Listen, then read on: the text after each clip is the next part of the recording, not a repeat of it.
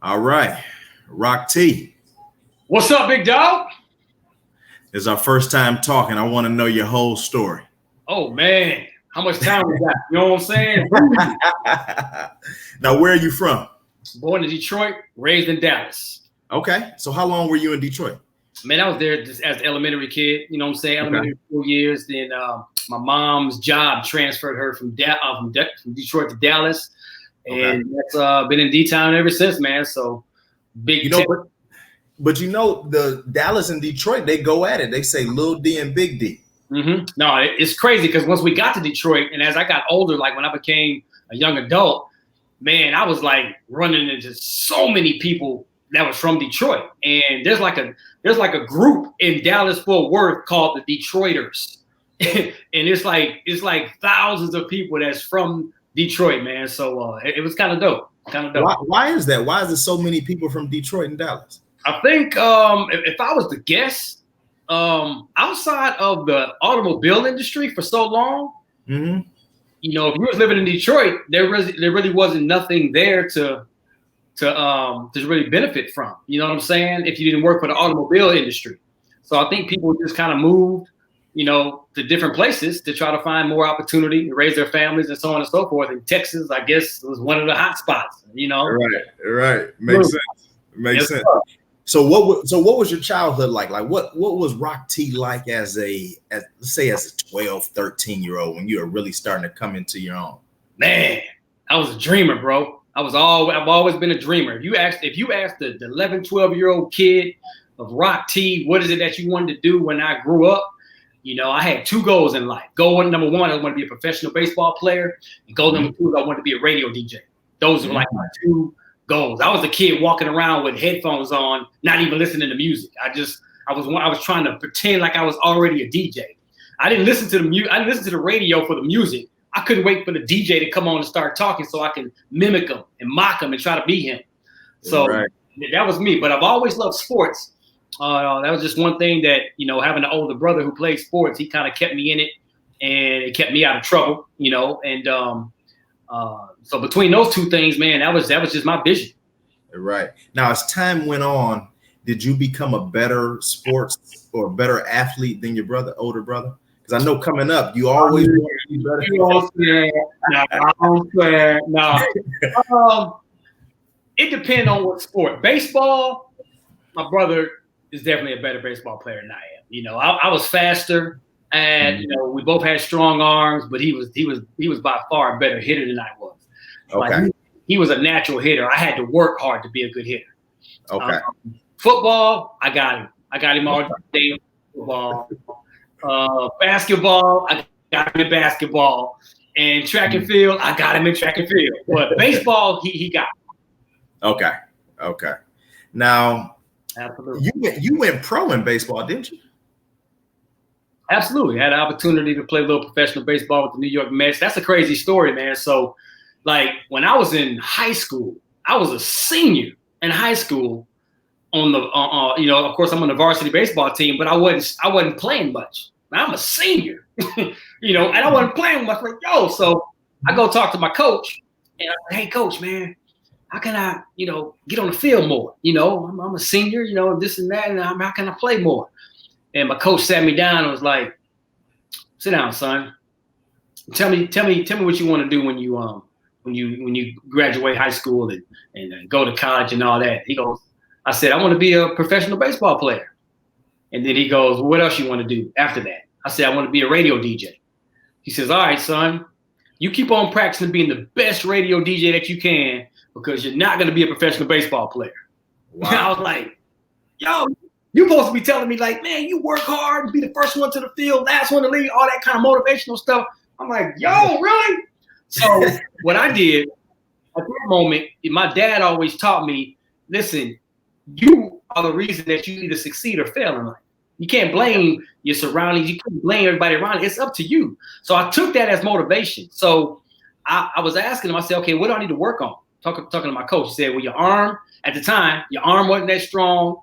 You wasn't that fast. I've always been kind of quick, but I just didn't have that runaway speed. And you're not a good hitter. So what I did, I went to the football field and I just started I got a bucket of baseballs, and I would get at the goal line, and I would just throw the ball as hard as I could, a whole bucket of balls all the way down the field. My goal was to be able to throw the full length of the 100-yard football field one day. And after about 3 or 4 months of doing this, I was able to throw the baseball 110 yards. So now you can't tell me that my arm wasn't strong enough. That same football field, man, I used to get up and run sprints. I used to run 100-yard sprints from goal line to goal line. I'll run a sprint, then I'll turn around and jog back. I'll run a sprint, turn around and jog back. I wouldn't even walk. I did it till I passed out, just dead tired. Because you ain't going to tell me that I ain't fast enough. Then I used to go to the cages to hit. I used to just hit till I had blisters all on my hands. And, you know, because after my batting gloves ripped, I couldn't really afford, you know, to keep getting batting gloves. And I started running out of money a lot. I just wanted to hit so much to improve my hitting, but I kept running out of money. So I started picking up odd-end jobs. I was shining shoes and sweeping up hair at the barbershop. I was picking up cans. I even went to the batting cage that I used to hit at and asked the manager for a job. But they told me no, they wasn't hiring. I said, man, you ain't got to pay me nothing. Just let me hit. And they're like, so you gonna mean tell me you're gonna work 40 hours a week and all you want to do is just hit? I said, that's all I want to do. I'll work for you. Let me hit as long as I want after work and before work. So you ain't gonna tell me that I'm not gonna be a good hitter. So that's what I did. Long story short, fast forward, I got an opportunity to play college baseball. Got to earn the baseball scholarship to go to UTA, University of Texas at Arlington.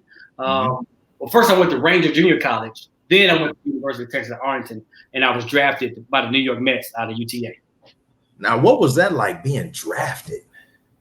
Man, that was something that I'll never forget, man. When you get that phone call and it's like, hey, Rock. I'm like, yeah, how you doing? This is so-and-so from the New York Mets organization. I'm like, get out of here. So now you're thinking that your friends are pranking you and stuff. You know what I'm saying? Get out of here. No, we selected you and you're going to be playing for the Mets and blah, blah, blah, blah, blah. And I was like, yo, I started running around the house. Yo, Mom, Dad, yo. I called my brother. I said, yo, bro, I got drafted. You know, so it was a blessing, man. It was a phenomenal feeling. I never will forget it.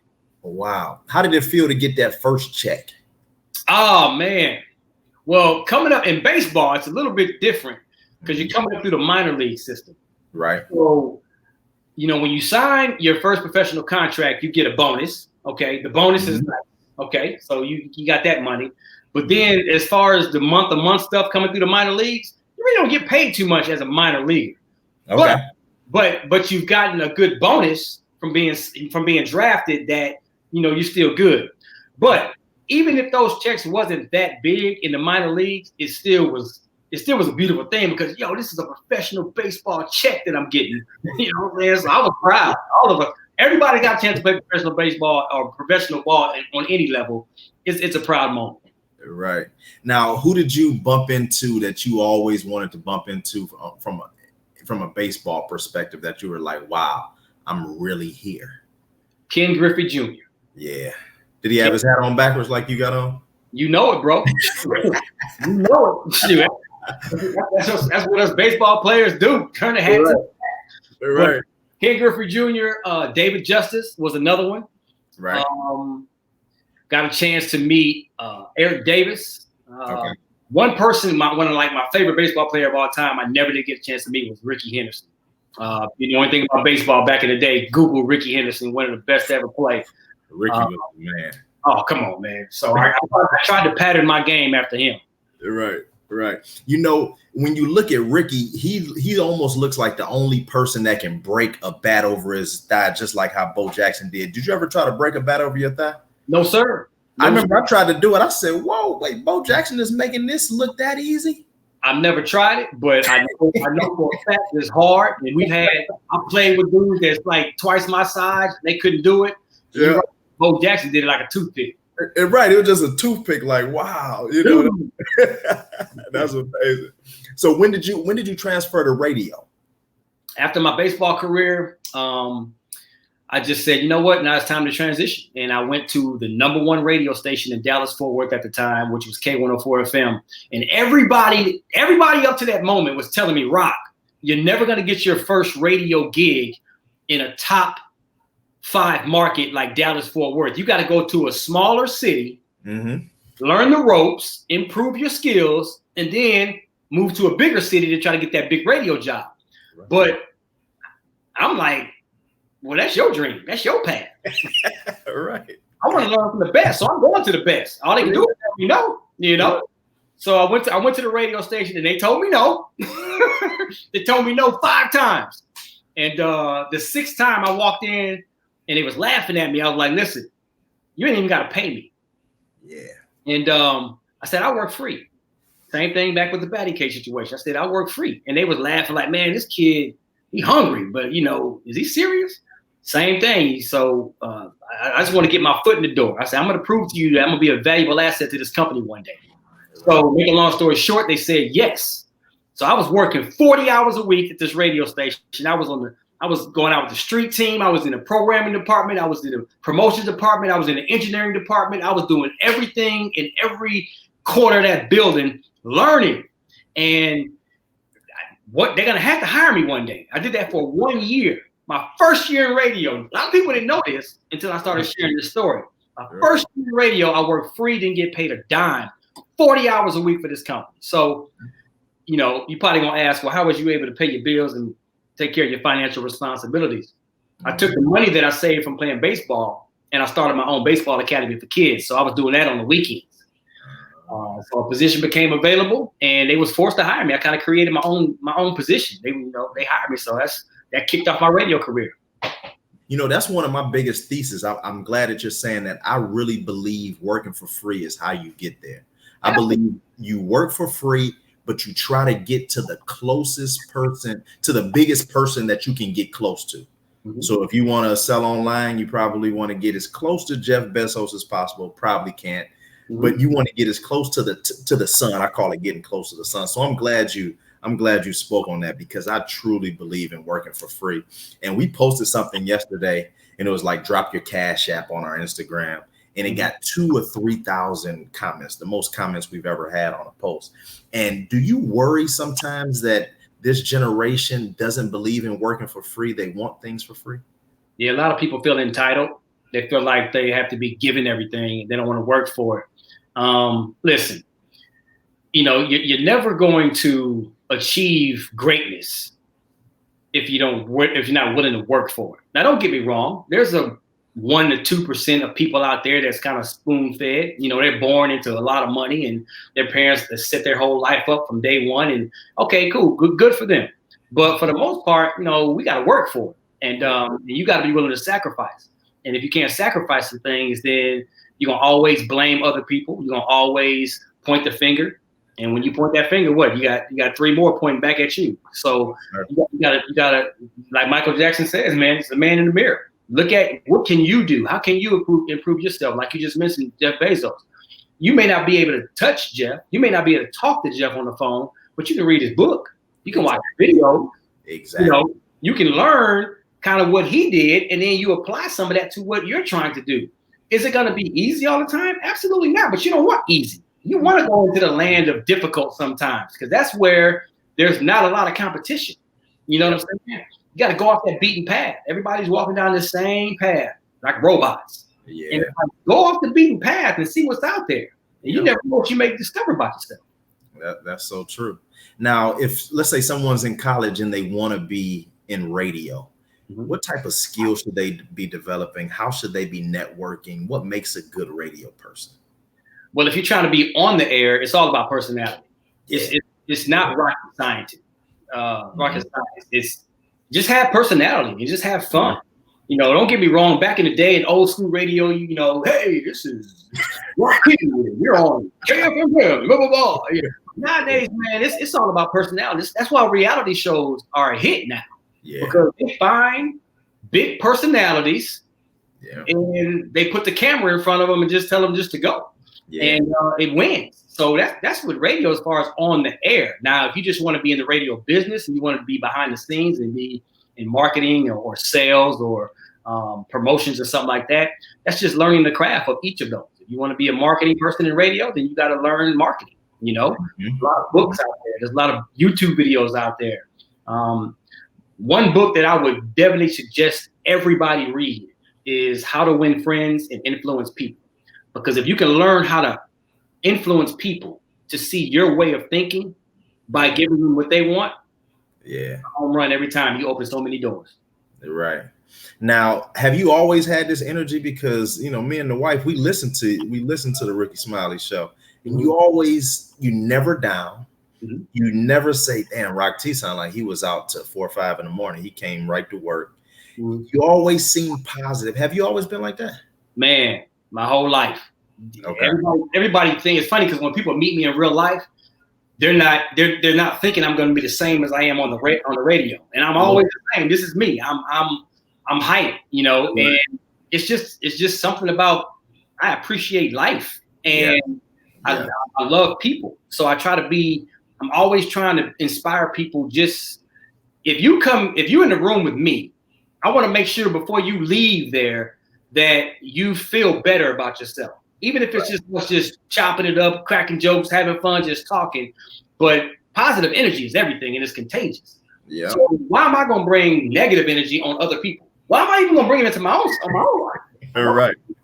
Yeah. So this is me, man. I mean, I'm always up. That's why my motto is no excuses, get it done. You know, stop making excuses on why you can't succeed and find solutions on how you can. Period. And if you can't do that with others, then you need to find another group, a circle of people to help you with that. Yes, sir. Now you have experience with TV and radio. Mm-hmm. What's the difference between TV and radio? A camera. Okay. That's the only difference. That's it. And it's crazy because sometimes you can be flawless in radio because can't nobody see you. Yeah. If you make a mistake or mess up, okay, they might have heard your mistake, but they can't see you. So you're not really embarrassed. With television, it's like, yo, you make a mistake on television, it's like you out there. So, but that's really the only difference, man. You know, just you got to pretend that the camera's really not there. Right. It's not there. And if you can master that point, then you'll be okay. Television. Right. Now, what do you think lasts longer? Because just like you were saying, like the old school radios be like Bobby Rush, and you know, and people remember. You know, it almost goes into that phonological loop, and you can remember radio. And then sometimes you can see someone on TV, but see them in person and won't even recognize them. Mm-hmm. What sticks longer? Is it voice or is it visual? Radio, despite everything that's going on with visual now, including social media, most people are on their phones now than anything. They're on social media more than listening to the radio or more than they watch TV. Right. But radio is still a monster. It is. Traveling in their cars, commuting and stuff, and it's still the cornerstone of the community. You know, so don't get me wrong, man. Television is strong. Movies are strong. Radio is still a beast, though, man. Just think about it. Steve Harvey is still in radio out of all the jobs he has in television. Ryan Seacrest is still in radio out of all the jobs he has in television. Nick Cannon jumped on radio. You know, I mean, so. Radio, look how long Tom Joyner did, you know, so it's not going anywhere, man. So I would have to say probably radio will probably out sprint everybody as far as a marathon. Right. Now, are you a podcast? Do you do a podcast? Yeah, my wife and I do a podcast. It's called The Perfect Pair Podcast. The Perfect Pair Podcast. Yeah, we pretty much just share our experiences about how we get along as a couple, as a husband and wife, as best friends. Mm-hmm. It's not always easy, but we share our stories, and we just hope that it can inspire others to kind of help them out as well. It's pretty funny though. My wife is a character. You think I'm hyped? You ought to listen to one episode of the Perfect Pair Podcast, and I promise you're gonna be hooked. Not for me, because of her. All right. The Perfect Pair Podcast. So you guys probably are the perfect pair if you guys both have that same energy. Man, we're far from perfect, but like we always say on the podcast, we're perfect for each other. Yeah. And we've learned how to have a perfect, non-perfect marriage. Right. Right. Have you guys passed that on to your kids? Do your kids have the same energy? Man. It's funny because our two daughters have a lot of energy. Our son has a lot of energy, active energy, but he's more laid back when he's talking. He's more laid back. He's quiet. You got to tell him, what? Speak up, man. So he's got a lot of energy running around, but when he's talking, he's like, man, you got to really what'd you say, man? Right. How has being a family man helped you in your career? Oh man.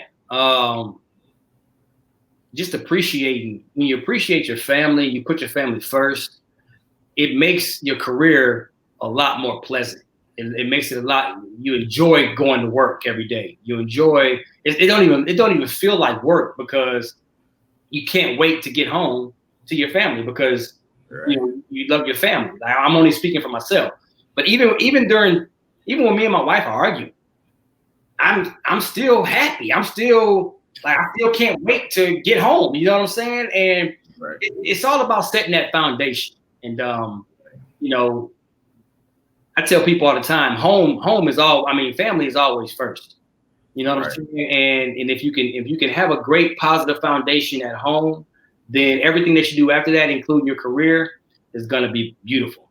Yeah, and it cuts out all the noise. You don't have to worry about, you know, a lot of things when you have that rock solid foundation. Mm-hmm. So yeah, I get it.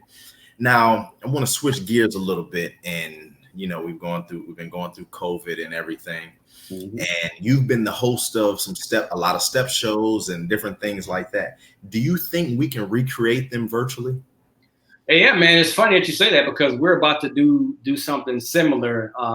My event that I do every year is called Stomp Wars, and it's 14 years in the making. And you know, I created it to provide a positive platform for our youth, and give them a career pathway, or an educational collegiate pathway through the art of stepping. So we use stepping as a positive extracurricular activity to keep the kids in school, to keep them active and keep them motivated. And because of that, their grades are going to increase, because we have a no pass, no play, no participate. Their social emotional well-being is going to improve, because they're part of a positive team. They're part of a positive organization, and they're leaning on each other to win and be positive individuals and mentors for each other. So, you know, that all led to what we're about to get ready to do because of COVID-19, by shutting all the live events down. That we can't do our live events that we normally do every year, to now do a virtual celebration for our culture. This is the perfect time to celebrate our African American performing art culture, and a lot of that happens on our HBCUs. So September 29th through October 24th, we're launching our Stomp Wars HBCU virtual homecoming experience, because our HBCUs are not going to be able to have their traditional homecomings. Like you say, I'm one of the guys at this time of year, I'm always going to host the tailgates and a lot of homecomings, and I'm speaking at a lot of HBCUs.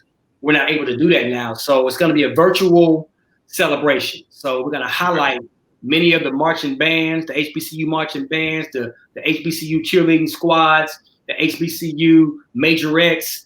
There's going to be a stepping component for the Greek Divine Nine organizations. So it's not a competition. It's just a highlight and a showcase, and we're going to put a spotlight on there and just let them know, one, we appreciate you, and we want to share this to the rest of the world if you're not already aware of our Black excellence. Right. That makes sense. Now, who are you working with in doing this? Because when you have something where when you have something that big and you put something virtually together, even when you do it in person, you have a lot of different entities working together. Who are your partners, and how do you work that together? Because I'm trying to bring value to the audience if they want to do, different events virtually. You want to find those partners that you have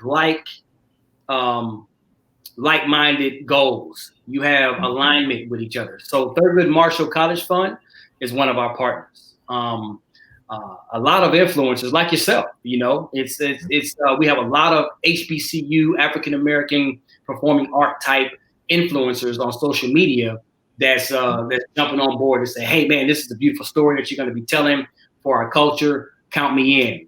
So just finding those like-minded individuals and organizations that align with your ultimate goal, your mission, and your vision.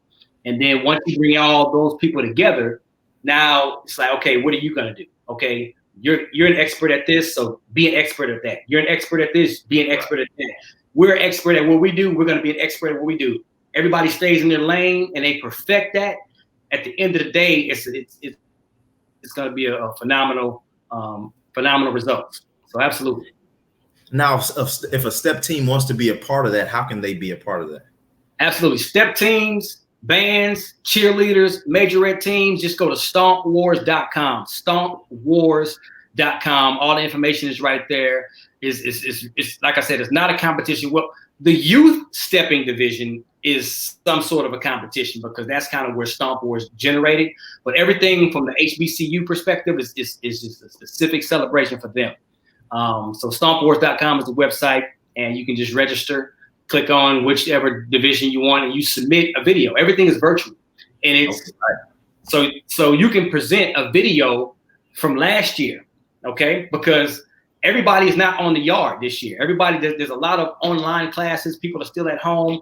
All the bands aren't on campus yet, all the cheerleaders. So we're going to allow these organizations to submit video footage from last year's performances. And it's real simple. It's real easy. And we're going to have a good time with it. Everybody's getting excited about it. Right. Nice. Now I'm going to ask some kind of selfish questions. I want to kind of get behind the scenes of the Rickey Smiley Show a little bit. Okay. What's the preparation like and how much goes into it? Because I know the listener probably doesn't know that it's 24 hours. There's so much that goes into preparing for a show. And doing something 5 days a week is no joke. Mm-hmm. So give me a sense of what goes into it. Well, we've been together for a little bit over 15 years now as a unit. So our chemistry is on point. Like right now, because of COVID, we all broadcast from our homes. Like everyone gets to the show, Ricky's in his house, I'm in my home, and Eva's in her own, Gary's in his home, Special K, we're all in our individual homes. But you know, if we didn't say that on the air, because we've shared that on the air, you probably think we were still in the studio with each other. Yeah. So that's part of good chemistry. But for the most part, there's a lot of show prep because the world is leaning on us to give them information. Right. Don't get me wrong. We're going to do the jokes. We're going to have fun. We're going to entertain. But we also have to put out information out there that our people and our listeners can use. So it's, you know, like me, I do sports. So I don't just wake up in the morning and say, hey, cut the mic on. Let's see what happened. And I'm going to just tell you who won or lost the game. You know, I'm already prepping the night before. I'm already putting my thoughts together, putting my notes together. So, okay, I know what I'm going to talk about this story, but I'm going to also put my thoughts and my perspective on this story. And Eva does the same with her front page. The Brat does the same with her hot spot, and Ricky does. So we all show prep. So it's and then even after the show, you know, we talk about the show. What could we have done better today? Where do we get a little sloppy at? You know, where can we improve here and there? So, you know, the good news is, you know, when you've done it for so long, we don't have to spend a lot of time on those things. Right. But it's still some work. Right. That makes sense. What about Black Tony? Is he from his home too? Man, Black Tony. We don't know where Black Tony be. Like for real. We just trying to get him to just come to work. Like, I know we in COVID now, bro, and that's just that gave him another excuse. But I'm like, bro, like really? Come on, man. That's pretty good. Do you play fantasy football? Man, I used to a lot. I haven't got on it this year yet. You know, I just got a lot of stuff, man. With this COVID-19, man, I just had to shift gears and reposition a lot of the stuff that I have going on, you know, as an entrepreneur and as a business owner. So we ain't had time to get on the fantasy yet. You're right. Who do you have winning the NBA title this year? Man, at first I had the Clippers. Okay. Well, man, I mean, the finals before the finals are gonna be the Clippers and the Lakers. I mean, that's the finals before the finals, but that's the finals right there. That's the finals. But I mean, Miami, what they doing up there is like, yo, like Jimmy Butler, I already know you've been really right. Get back to me on that one, bro. But I mean, if I just had to answer right now, I think the Clippers are a little bit stronger than the Lakers from top to bottom. We talk about the bench and everything. Right. Starting five, I'm going with the Lakers. But the whole bench throughout the whole 4-quarter game, over 7 games, I like the Lakers. I mean, I like the Clippers or whatever. So get back to me on that because I'm still trying to figure out this Miami team. Right. Miami's looking good. Did you see LeBron the other night? He looked like a Superman the other night. The way he was throwing ball, it was unbelievable. I'm like, wait, we haven't seen this LeBron since 2016. The way he was getting down. Man, let me tell you something. Y'all say whatever you want to say about LeBron's age, dude. He is not your typical 35-year-old NBA basketball player. You know. Yes, that dude, the same way Tom Brady is defying the odds in football, LeBron's gonna do the same thing. Don't be surprised, man. Bar any serious injury, man, I can see LeBron playing that he's 45, like for real, and producing. Yeah. And producing, not just out there filling up space. I'm talking about producing. Yeah. The way he takes care of his body, all of his habits, his everything, man. If he wants to, I don't see him playing. I see him playing until he's about at least 45. You know, because you can really see him turn into that magic role where he can go down in the post and get you 17, 7, and 7. Mm-hmm. Easy, man. Easy.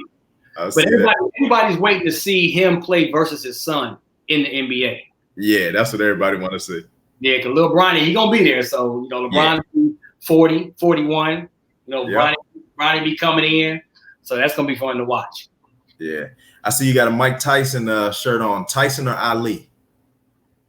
It depends which version of Ali. Oh, because Ali had a couple different versions now. You talking about the late 70s version of mid to late 70s Ali.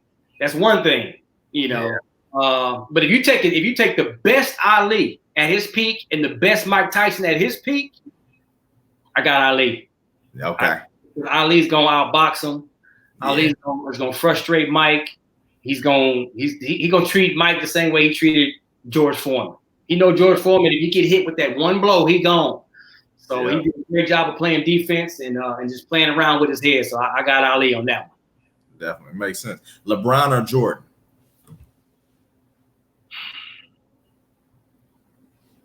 Jordan. Totally. So I gotta explain. Yeah. Nope, you don't have to explain. That's it's Mike.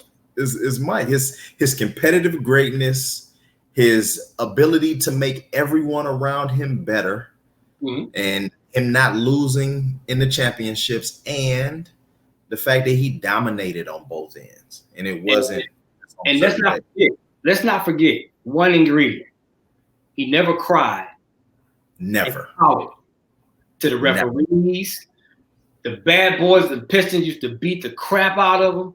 He says, "Okay, I'm gonna get stronger. I'm gonna come back strong. I'm gonna come back better and stronger. I'm gonna build my body up to be able to handle all this beating up that I'm getting." Yeah. So that was a whole nother. Not saying that LeBron can't do the same thing. If you put LeBron now back in that era, will he produce? Yeah, he will produce. But Mike was on a whole nother level with it, man. Right. Willie Mays is the best player, correct? Best baseball player ever? I couldn't give you a Willie Mays and somebody else because I didn't want to give you Willie Mays and Roberto Clemente. But Willie Mays, best baseball player. I can't disagree with that, bro. I mean, there's a lot of great baseball players. Willie Mays was a monster, though, man. I can't disagree with you on that one. Willie was sweet Willie. Yeah, because you got to think he hit for power, hit for average. Great defender. Could steal a base. He could go to opposite field because you got to think when he went out to Candlestick Park, he had to start going the opposite way. He cold, man. Still hit 660 home runs, and then he spent 2 years in the service, 2.5 years, from 22 to 25. That's why I can't disagree with you. Now, there's a lot of other great players, but when you're talking about at the top of the food chain, Willie Mays is one of the baddest to ever do it, man. And Mike Trout is pretty tough though nowadays, isn't he? Wee. Him and Mookie Betts. Right. Oh, that Mookie. Come on. I love Mookie. They both make it so easy. Think about it. Baseball is a hard sport. Yes. Man, you're taking a round bat and you're trying to hit a round ball coming at you at 95 plus miles an hour and moving. It's like guys, they make hitting look so like in your sleep. They're right. Now you wrote a book. How was that process? Man, it's pretty much just a snapshot of my story. No Excuses, Get It Done is the name of the book. And it's really just, I share my story of how to get into the right mindset to succeed in anything in life that you're trying to accomplish. You know, it's about grit and grind and eliminating excuses and just make your mind up that I'm going to do all I can do. And when I can't do no more, do more. And we're taught so much to quit early. We're taught so much to shift and change and quit when things ain't working out. Try this, try that. Nothing wrong with shifting gears. Nothing wrong with trying different ways to do things, but don't ever quit. It's never over unless you quit. So that's pretty much what No Excuses Get It Done. And that's just the first volume of it. You know, I got a few more that I want to put out. But that's what that's all about on the book, the premise.